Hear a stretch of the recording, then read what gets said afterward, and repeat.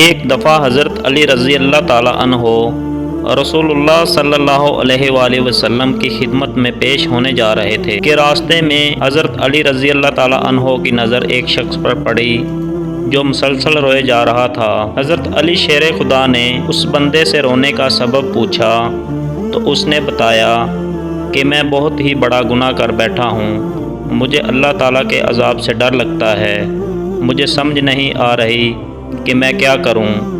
آپ حضور اکرم صلی اللہ علیہ وآلہ وسلم کی خدمت میں میری معافی کی سفارش فرما دیں۔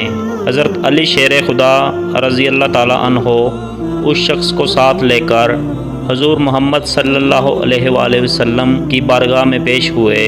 حضرت علی رضی اللہ تعالیٰ عنہ حضور اقدس صلی اللہ علیہ وآلہ وسلم کے سامنے گئے تو حضرت علی زار و قطار رو رہے تھے۔ حضور اکرم صلی اللہ علیہ وآلہ وسلم نے دریافت فرمایا، اے علی آپ کیوں رو رہے ہو؟ حضرت علی شیر خدا رضی اللہ تعالیٰ عنہ نے فرمایا کہ اے اللہ کے نبی صلی اللہ علیہ وآلہ وسلم، میں آپ کے پاس آ ہی رہا تھا کہ راستے میں ایک شخص کو بہت ہی زیادہ روتے ہوئے دیکھا تو اس کی حالت دیکھ کر مجھے بھی رونا آ گیا۔ حضرت محمد صلی اللہ علیہ وآلہ وسلم نے پوچھا وہ شخص کہاں ہے؟ آپ رضی اللہ تعالیٰ عنہ نے عرض کیا یا رسول اللہ صلی اللہ علیہ وآلہ وسلم وہ شخص باہر کھڑا ہے۔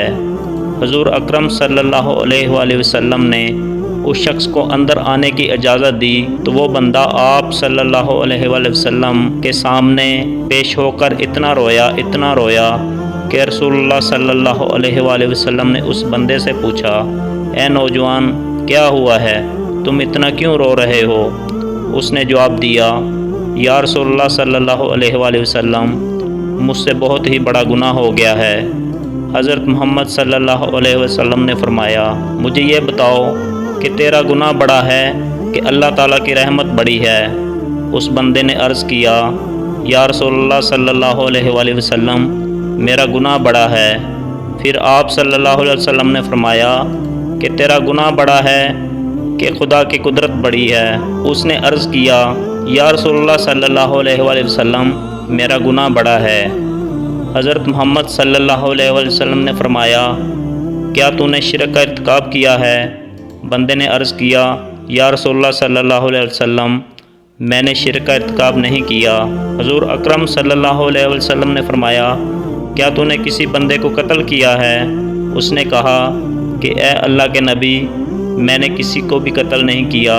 حضور اکرم صلی اللہ علیہ وسلم نے فرمایا کہ پھر تم نے کون سا ایسا گناہ کیا ہے جس کی وجہ سے تم اتنا زیادہ رو رہے ہو؟ پھر اس شخص نے اپنا سارا قصہ سنایا۔ اس نے کہا، یا رسول اللہ صلی اللہ علیہ وسلم میں کئی سالوں سے کفن چوری کر رہا ہوں، میں مردوں کے کفن چوری کر کے ان کو فروخت کیا کرتا تھا، اس سے جو آمدنی ہوتی تھی اس سے میں اپنا پیٹ پالتا تھا۔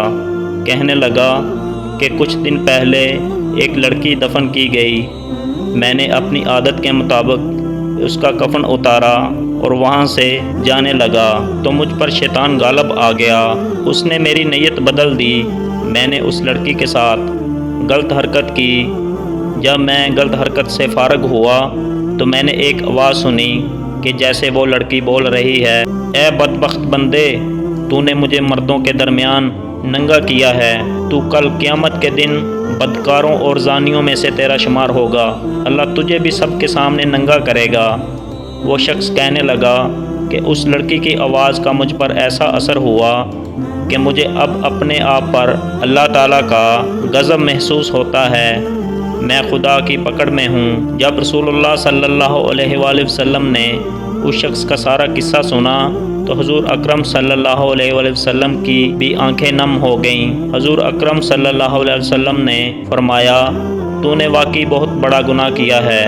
حضور نبی صلی اللہ علیہ وآلہ وسلم کی زبان مبارک سے جب یہ الفاظ نکلے کہ یہ بہت ہی بڑا گناہ ہے تو وہ شخص روتا ہوا باہر نکل گیا۔